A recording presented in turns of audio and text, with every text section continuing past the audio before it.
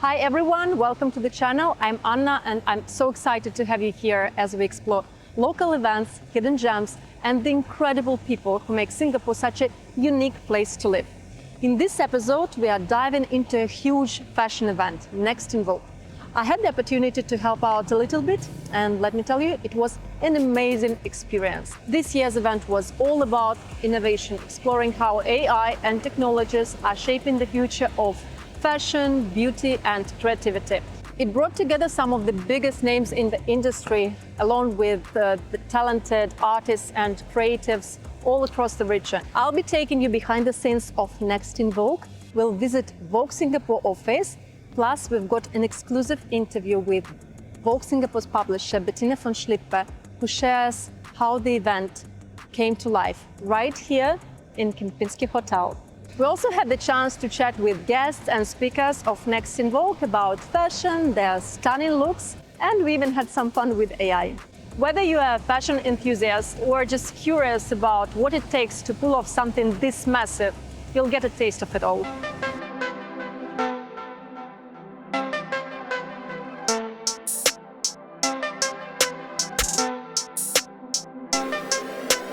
Hey, hi, how are you?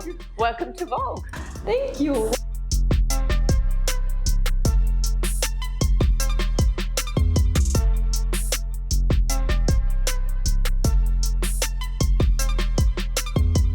Yeah, that's our little corner where we welcome our guests. Of course, we have here our shelf. So whenever we leave the office, we take the latest issues and then bring them to all our partners. And yeah, that's where the magic is happening. So.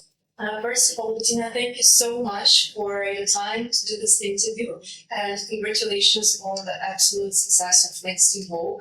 Thank you. And I hope you managed to catch some well-deserved rest and sleep. Take us through the planning process of it. The process started a long time ago, as you can imagine. It's almost like in football, you know, you end one project and then you think about the next one. So Next in Vogue was established as a signature for us last year. And since the last edition, actually the preparation started for this year. And I would say the execution, the real hot phase, so to say, is probably 3 months before the event.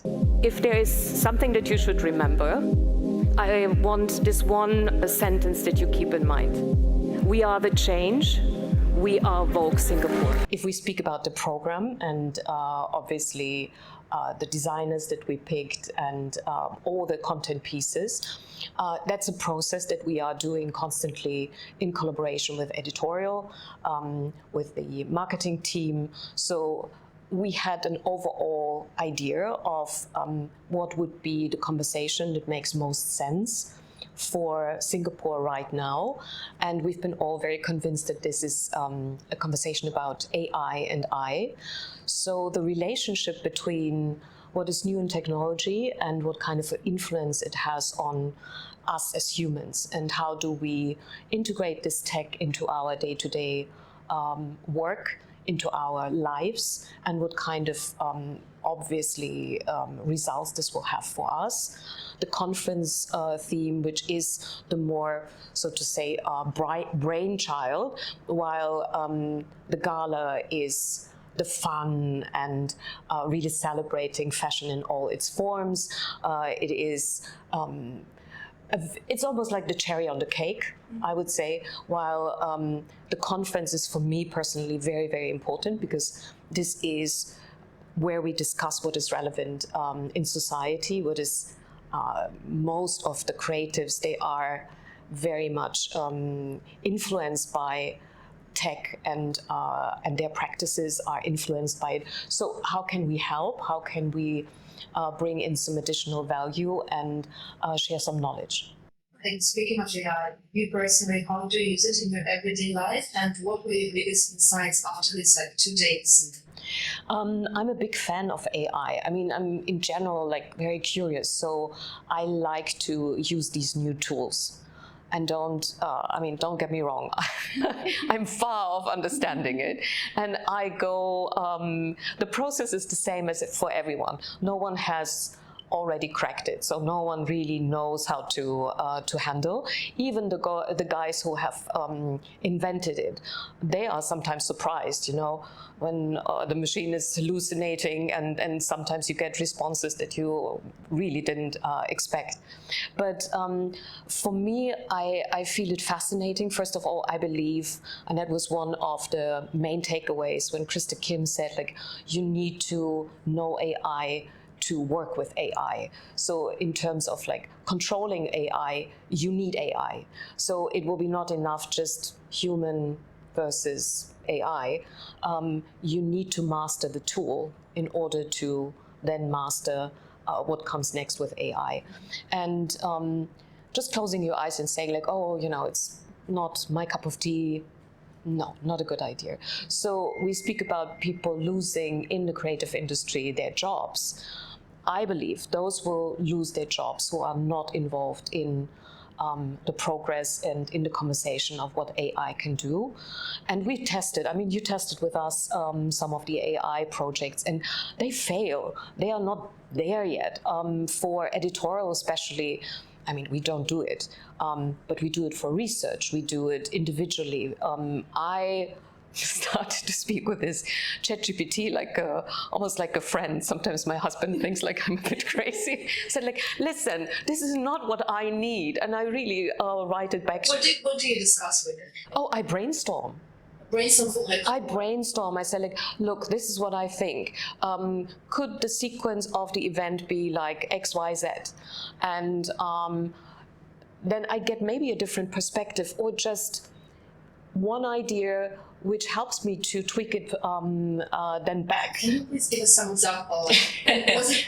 How was it like really useful and helpful, like with, let's say, next book, or maybe like anything else? That it really gave like a brilliant idea that you incorporated and it worked out.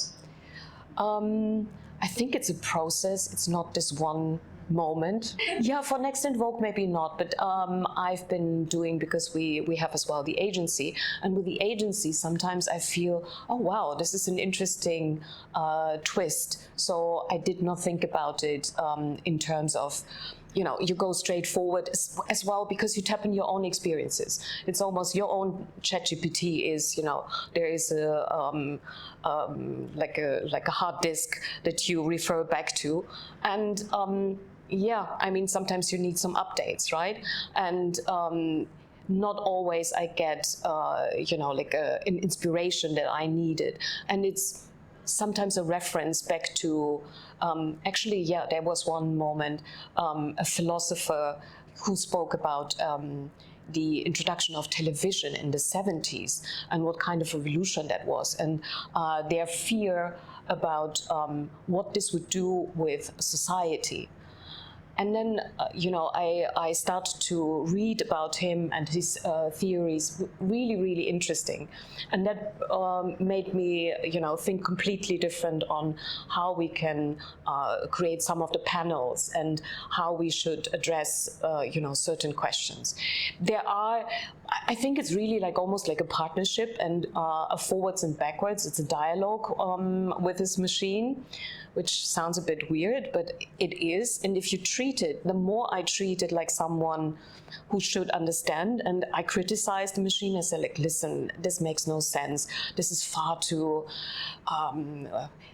pretentious. Let's get it back.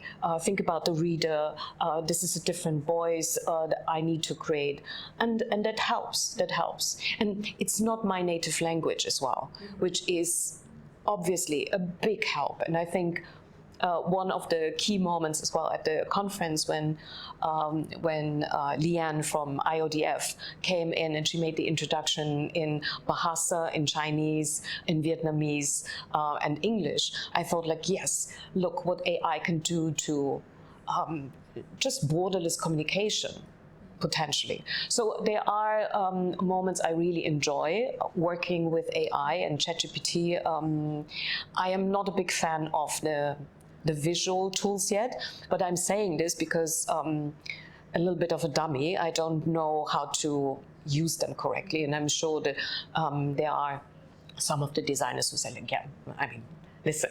Some tools are already like good. Oh, very good, very good. And we see the difference between where we started, and it was our cover in March 2023 with an AI-generated cover, and where we are right now. So the image creation is, of course, like it's fast developing.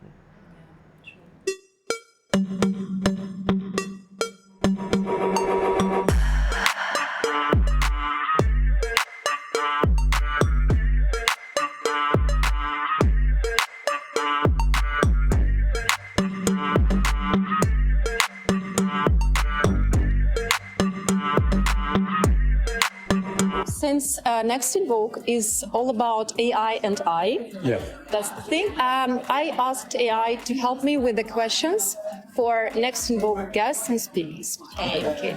Very conceptual. If your outfit could talk, what would it say about you right now? You go first. Mine would probably have something to say about the humidity. But generally, my outfit always says sex and like hard work. Love!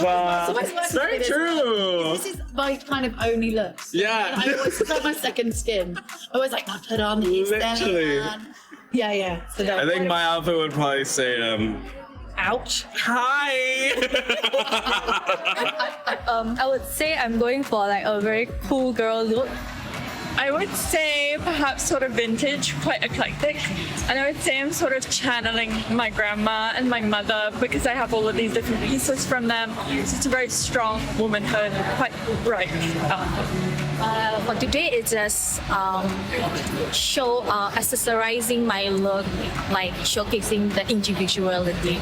What's your guilty pleasure fashion item? You know, the one you are slightly embarrassed to admit you love. I don't have any. I love accessories a lot, like jewelry. So most of like my rings or my bracelets, they come from travels.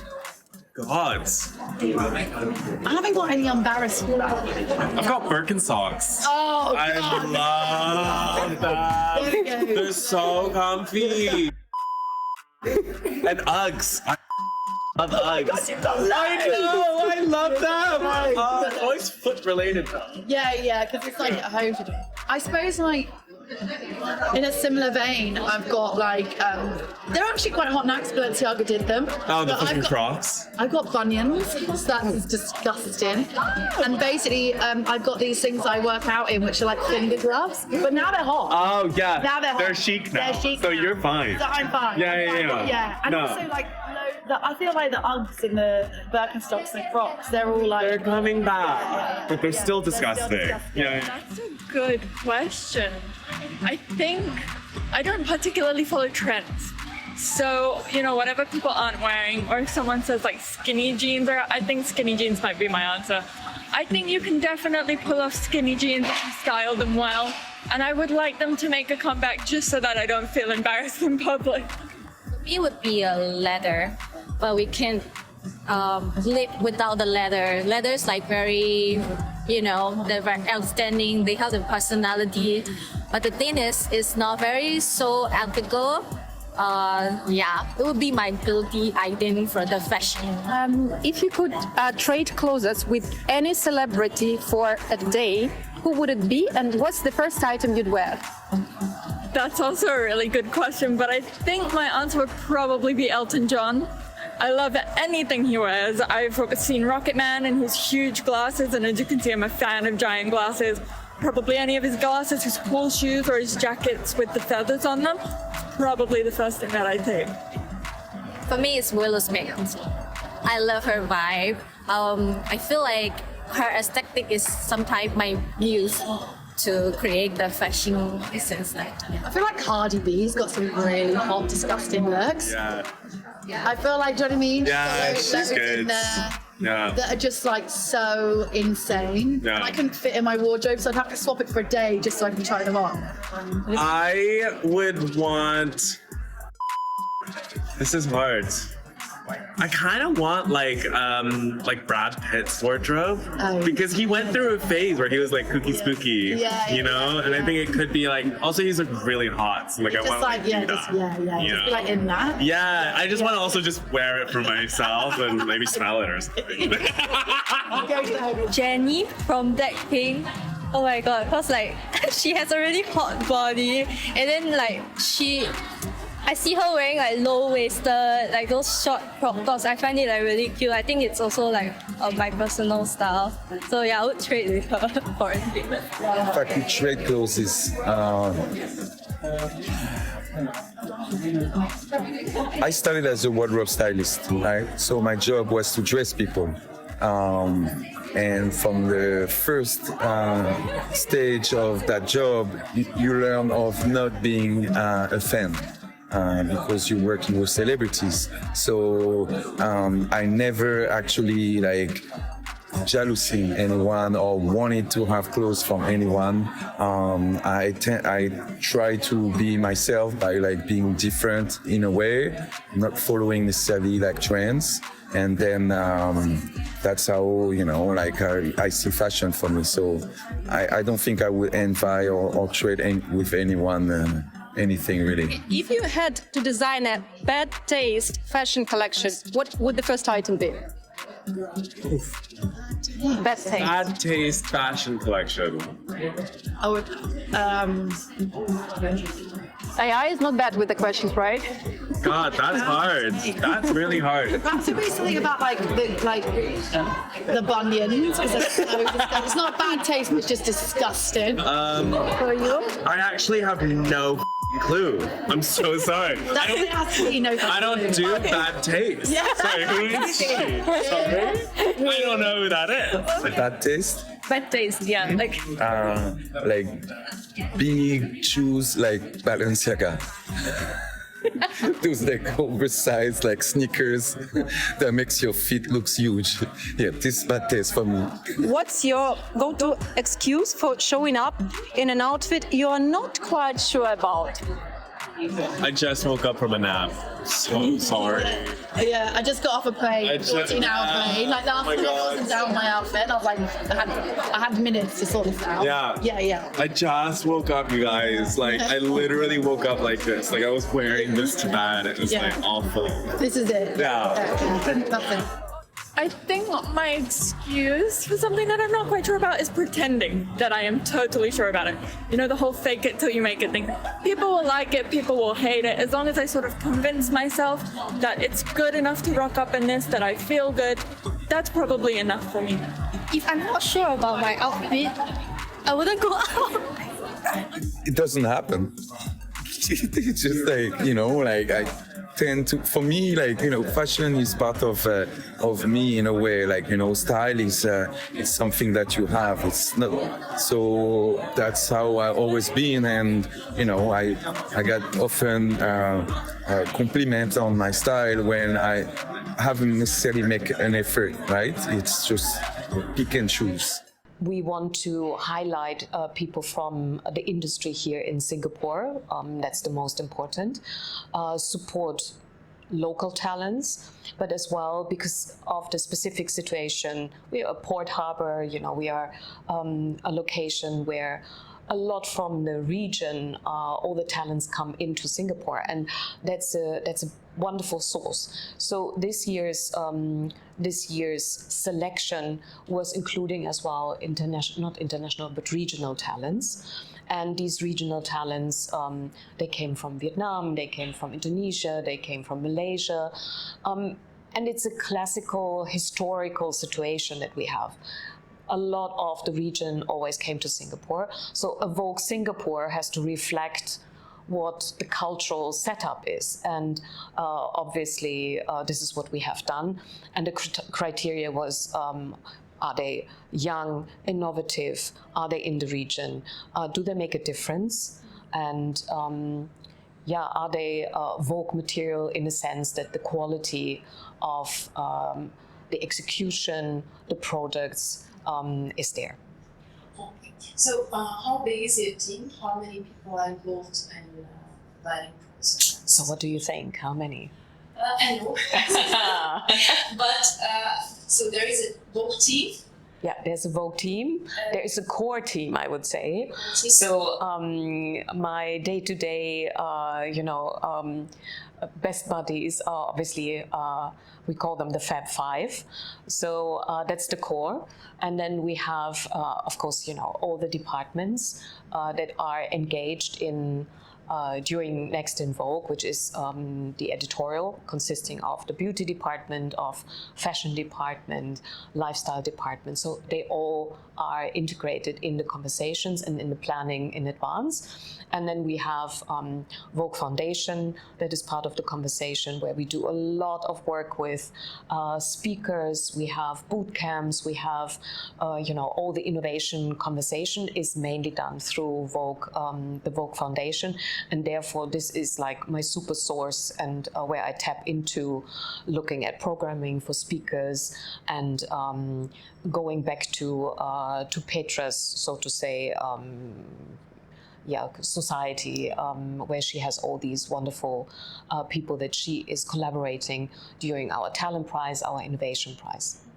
Of course, nothing would happen without this fantastic team. But I have to say, today is Thursday, and Thursday is not Vogue Day, so we alter the timings. But here are the guys that make everything happen. Hi. Celestine, Mark, Tom, Ollie. Remember these names. Absolutely fab. So marketing, then we have editorial. Here's our little board, but you can't, don't. In general, we are still, it's old fashioned. We are still printing the pages out because you see the flow and you see if the magazine has a good rhythm, so to say. And it's easier to see it visually when it's printed than in a PDF. And here we're all... Yeah, this is, of course, brainstorms with and without ChatGPT is done here. And then certainly we have editorial, we have the sales team, super important, where all the commercial decisions are made. And then here's our RSVP communications agency. They helped us with all the PR, with the regional press. And Agathe is our event magic queen. She is the mastermind behind all the event parts. And then, of course, finally, we have as well finance here and a little bit of the, the last bits and pieces of the event. Still, look, there is the beautiful gown, do you remember? Yeah, that's Van Gogh's beautiful gown. This chest kind of pattern. So this will all go back now, back to the designers. And management. You can meet my husband if you want. Hello. So he is the decision maker. He's the most. Yeah, and that's it. So we moved in. Michael, when did we move into this office? 5 years ago? We moved here in 2017. 2017. We used to have our office in Chinatown, in a beautiful old shop house. But then in 2017, when we decided to expand, we needed more space. And we started looking for something that was larger. And we found this warehouse here. That was this hidden gem. It's a hidden gem. No one, everyone who comes to Vogue thinks like, oh, it needs to be red carpet and so on. And then they come to this warehouse, but then a very, it's very New York. Yeah. As I said, we're unconventional rebellions. Remember? Starting from the building. Yes.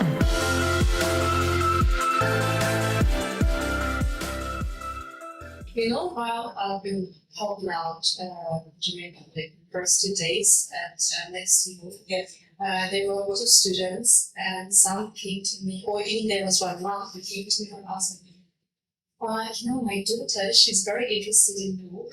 Is there like any way to do some internships or like basically the question is how do you hire people? How do you choose people to become this Step 5 or Yeah, there is a differentiation, of course. Like people who work with us on a full-time base, it's an interview process. It's of course their qualification, their experience.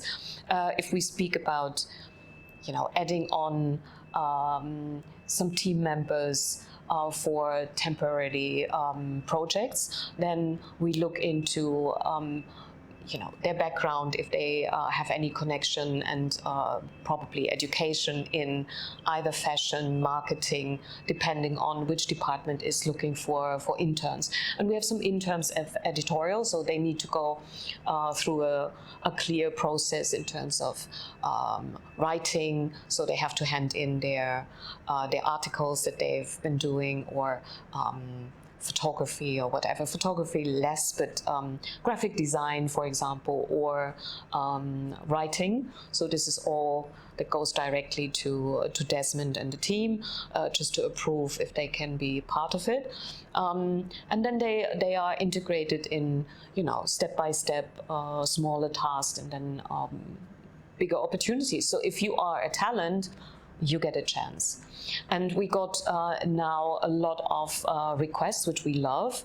And after the event, of course, bear with me, because there's only so much that we can do. However, there are and there will be opportunities to integrate them, because I think that's as well, to get this fresh perspective, to have the youth in the team is extremely important.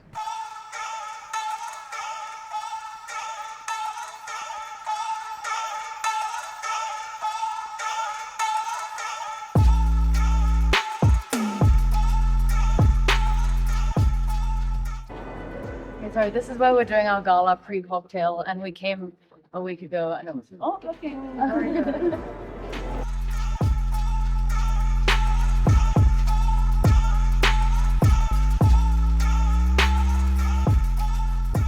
For the glam room here, you need to register and assign seats. Whereas for this one, it's free and easy, open. Anyone can just go in and out. All right, let's go.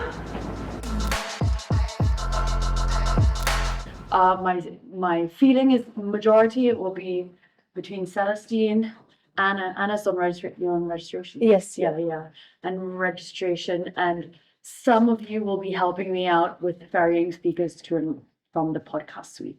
What are the biggest challenges? I know at least one, because I've been helping out, and when we did the tour, like literally the day before the event, it was still the construction, maybe 2 days before the event. Yeah, it was still like, okay, this is it. That's where the event is going to take place, and then in one day, everything is done. Yeah, normally it comes magically, it all comes together. I think there are different sorts of challenges. There are challenges that are, the commercial challenge to how do we make this work? Because it's a very expensive project. So how do we convince our partners to be really part of this story and what we want to achieve? Make sure that the theme is the most important, and the content, and integrating our partners in a very smart way, so that they feel to be seen and heard. But at the same time, we don't want to do a commercial situation here. It's not about the sales pitch. I really want as well the partners to be seen from a different angle, because a lot of our partners do fantastic work and no one speaks about it. If we speak about sustainability, if we speak about circular economy, leadership. I loved the panel with the leadership, the GMs and from the big companies, because there is a shift in how we have to lead. With technology, without technology, but then with empathy. How are we taking this next step because so much has changed, dramatically changed since COVID. Workforce, the way how we work, and the challenges that we have to face are very, very different. There are new concepts, especially Molly from Longchamp, when she spoke about this emotional intelligence that is so important. And it is. And we need to hear, the people that we are working with, because they need to be heard. Otherwise, they're leaving. And it's important to get the best performance and make them really part of a bigger story instead of just being, a workforce hands. I want brains and hands and heart. This is important. 3 rules for me as a leader. I think it's, as I said, it's important to listen, to really be empathetic about and sensitive about what is happening in the overall energy in with the team. But you need to be as well precise, and you need to be decisive in terms of where do you want to go. So it's the constant motivation, because it's a hard job. It's not, I can't, even if I would love to, as a, in a private situation, I feel a lot for people, but there's a business that I have to lead, and there are certain tasks that I have to manage. And sometimes, the biggest challenge is, where do you balance? How do you balance it? Because the idea is, and this is not only marketing, and I hope that people understand, the idea is really that we want to drive change. And from day one, so drive change for good. I really want to stand for this idea of we are the change, we are Vogue Singapore. So whoever is interested in, questioning the status quo, and maybe finding different solutions and maybe better solutions, they should come to us. And it's a community build. And for 4 years now, I see it's a marathon. It's not very fast. So I have hope, just being Vogue, that this would grow so fast. But it goes in a very organic and beautiful way. The connections that we make are super strong. I see so much loyalty. Our Club Vogue membership is, oh my God, this is like a family. It is really like a family. And I was probably the best, so to say, moment for me, very emotional, when we opened the doors for the conference and I saw, a queue, like a huge queue in front of the registration desk, and the queue was almost outside of the mall. And I saw so many young creatives. I saw people from our community, and they all showed up, and it was the best reward ever. It was absolutely beautiful. And I really want to thank as well our institutional partners. We work with La Salle, we work with the universities, and they help Raffles and others. So they help us as well to be heard with this next young generation. And this is where the change is happening. It's not with the establishment. It's very difficult for establishment to implement change. I know, it's an established brand, and to make changes, even the little ones, are challenging.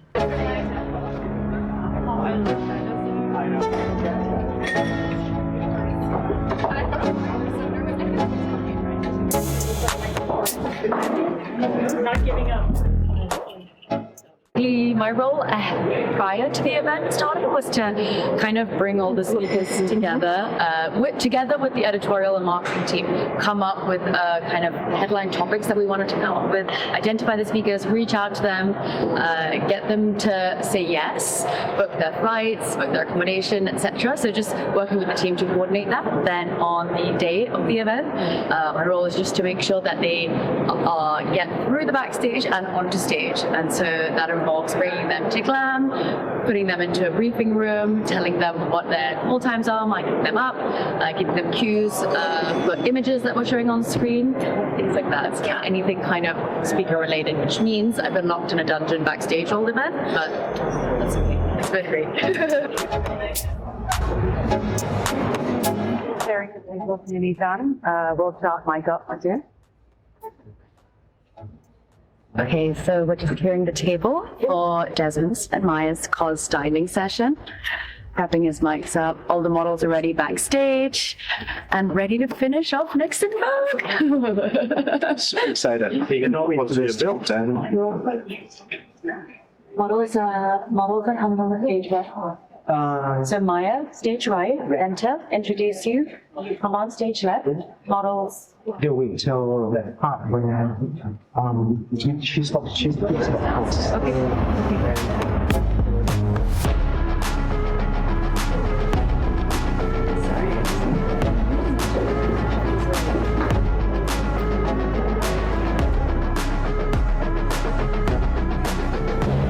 Sam, just confirming that both panelists are mic'd up and ready in the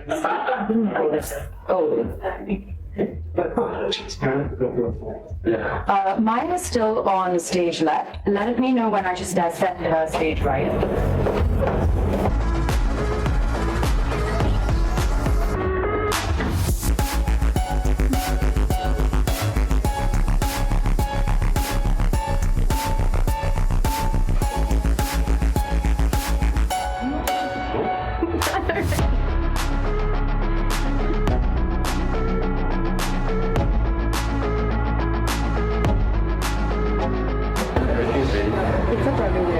Are you a little bit nervous or not?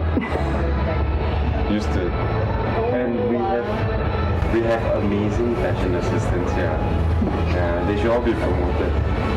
If we, go back and to just 4 years ago when we started it, and I think you mentioned and last Paula that you started Vogue Singapore fully on your sofa.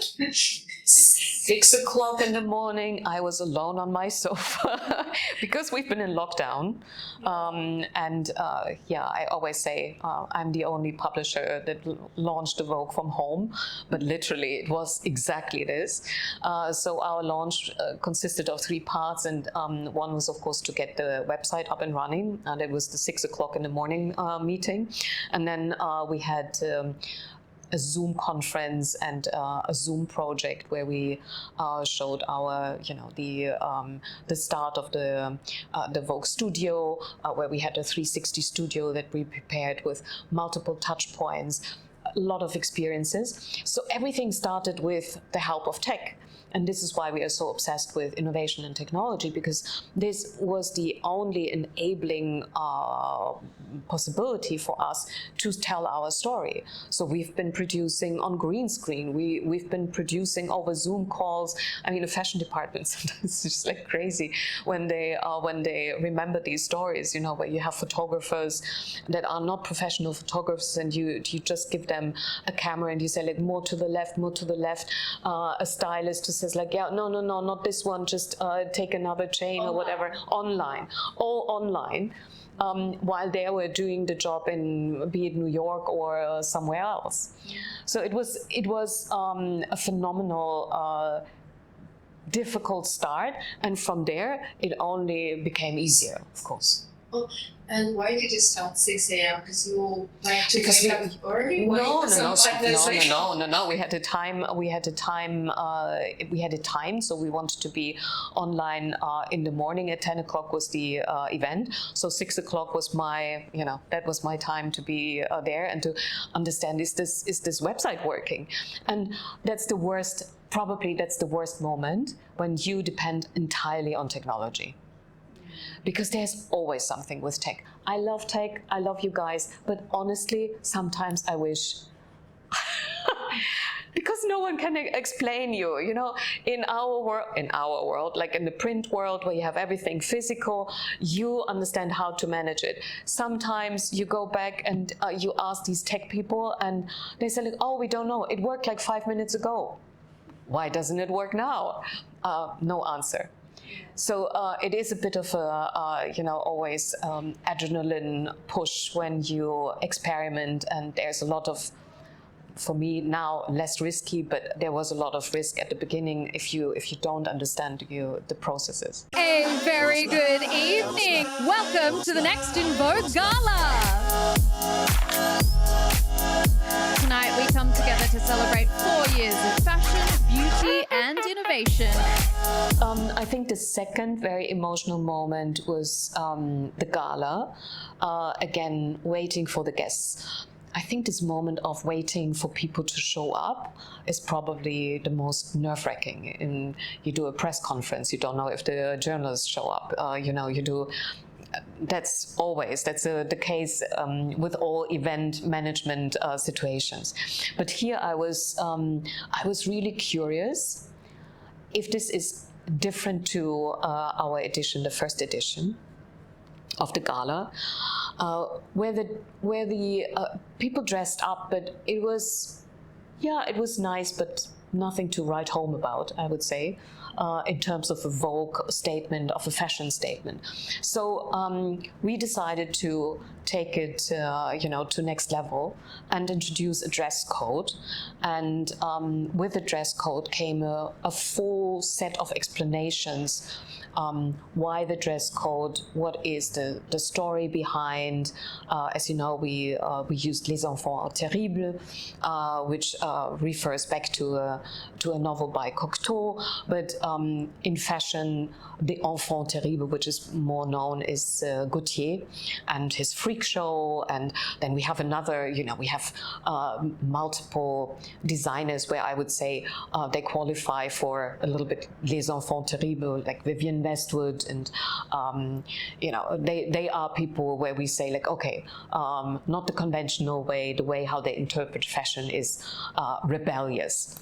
And so we launched a special microsite explaining the story of the theme, and then hoping for the best. Fingers crossed that people would really take this serious, as they should, if it's a Vogue event. I mean, our big American friends, they show us how it's done with the Met Gala, and every year this is the most spectacular red carpet that you can think of, and they did. So I'm so thankful for all the guests who made such an effort. I haven't seen, more dressed up people in Singapore than at the Vogue Gala, and this is absolutely fantastic. So this year you were very happy, very happy. Guys, please, if you listen to me, do it again.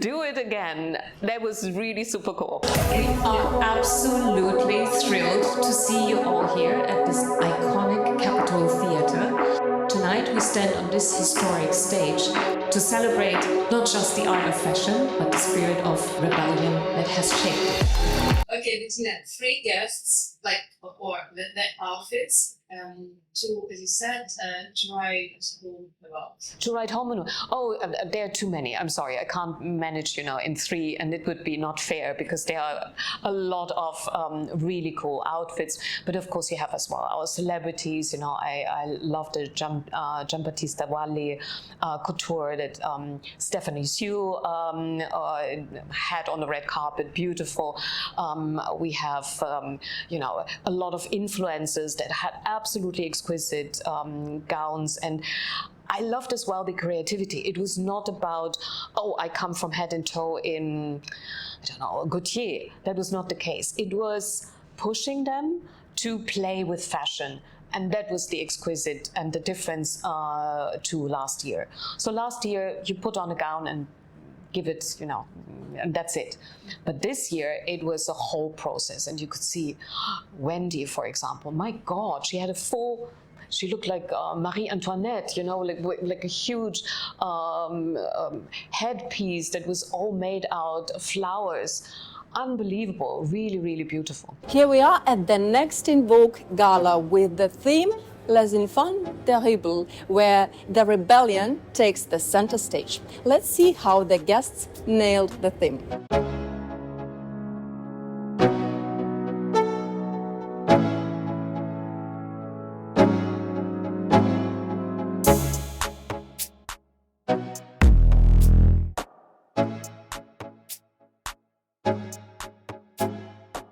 La Femme Terrible, I'm not sure even I'm pronouncing it correctly, but when I first saw the theme, and I just thought about the designers who are known as La Femme Terrible, Jean-Paul Gaultier, John Galliano, Alexander McQueen, Vivienne Westwood. I actually already have this Jean-Paul Gaultier dress that I bought this year.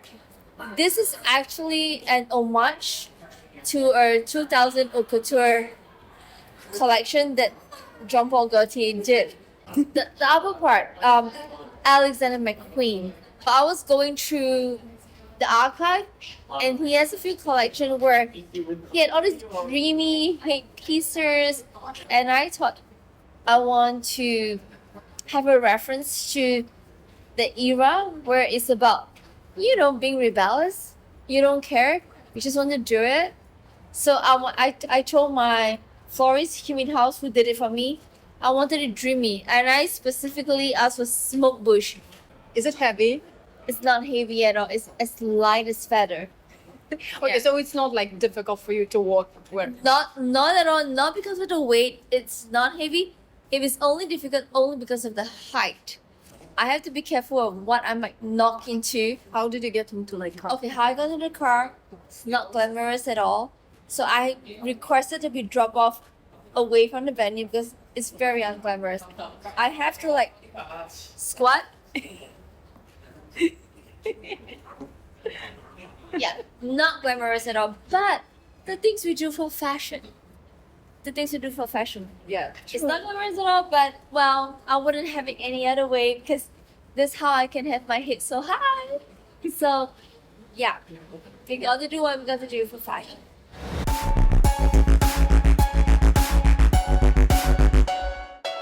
Hi, my name is Alicia Amin. I'm from Malaysia, and this is a piece by Kit Wu, also a Malaysian designer. So how it is, according to the theme, I would say, is because, this is a jacket, but not really. So this is a little rebellious way of wearing a jacket.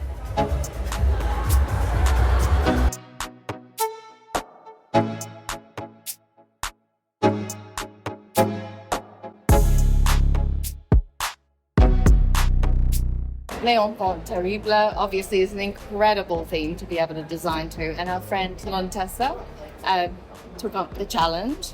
This dress is inspired by a moth at the back, and the front is like a Rorschach test. You know that Freud used the Rorschach test to be able to determine if somebody was psychotic.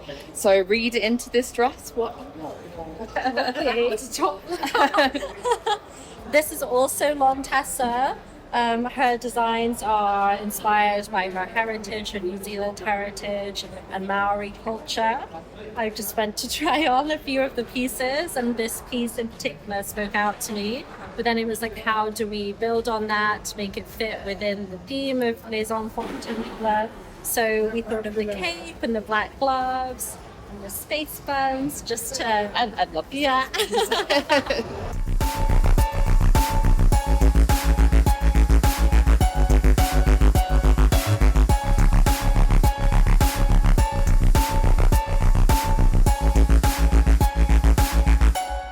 Have you considered any other things or?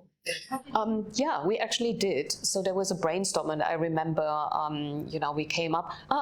One of the ChatGPT situations where but of course, the editorial did win. So I had to ask Chat. So what would be the best dress code for Vogue Singapore's gala? And they came up with a few options, and then I pitched it to the editorial, and the editorial said, "Nah."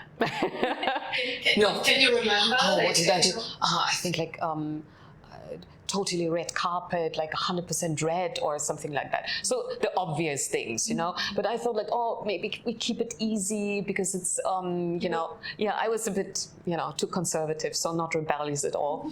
But then the editorial, and this is how it needs to be, Desmond and the team said, look, we think that's a good direction.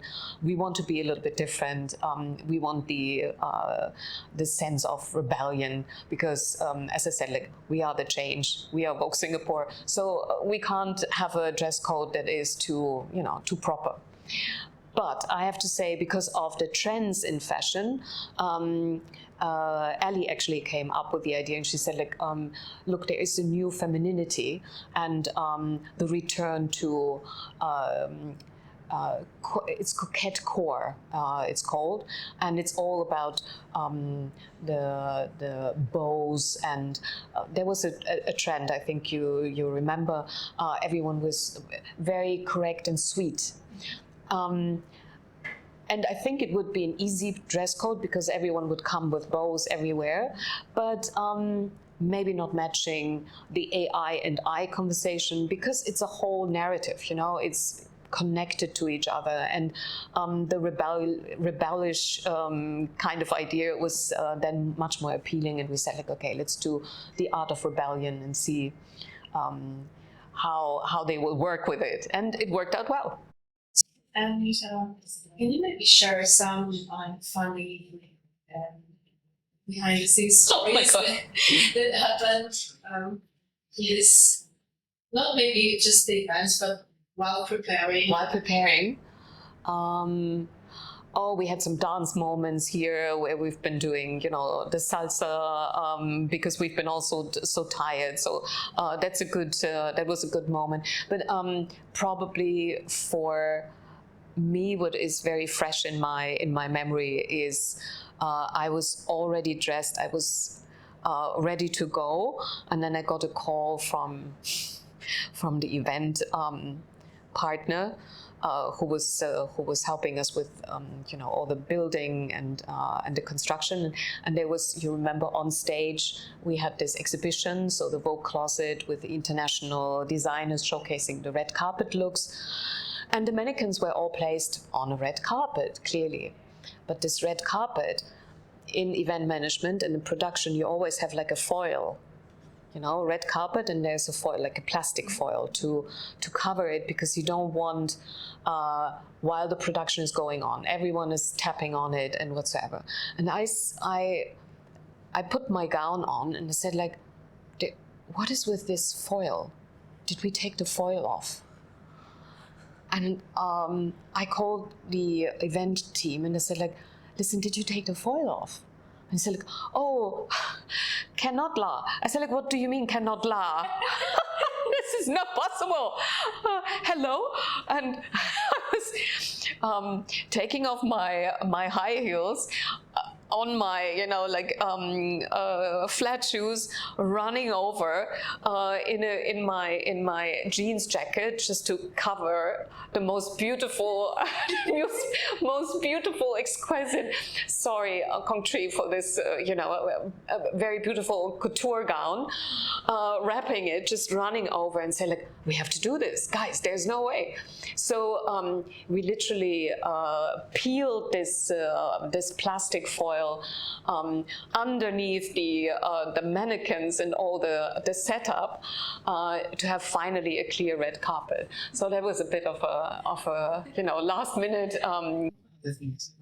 Okay, so Tina, like you worked in different countries, and with this background, like how does the fashion landscape in Singapore differ from other places? Like, what's your opinion? What are the unique characteristics? Oh, now it's a serious conversation. Local landscape. Yeah.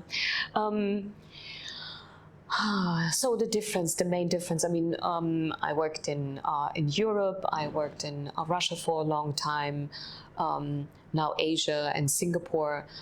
Singapore, I think the landscape is, of course, it's in terms of volume, of course, much smaller, and the history of fashion and fashion making is not as long as in other countries. I mean, we have 59 years this year, Singapore, so next year only 60 years.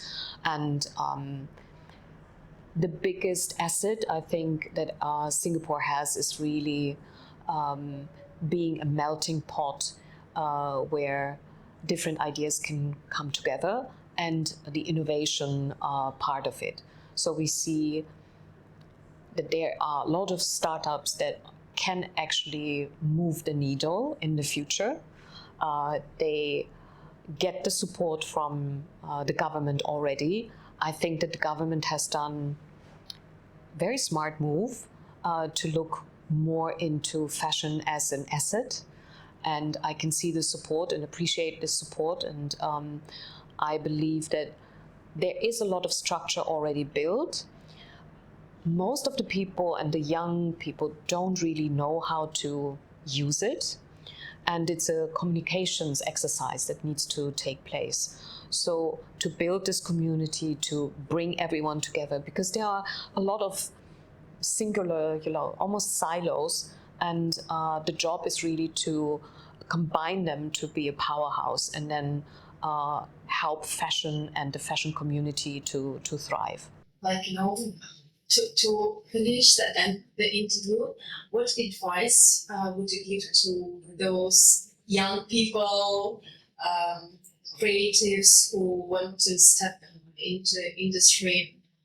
Maybe, if you would reflect sometimes and think of when you were at the age, what message would you address to yourself?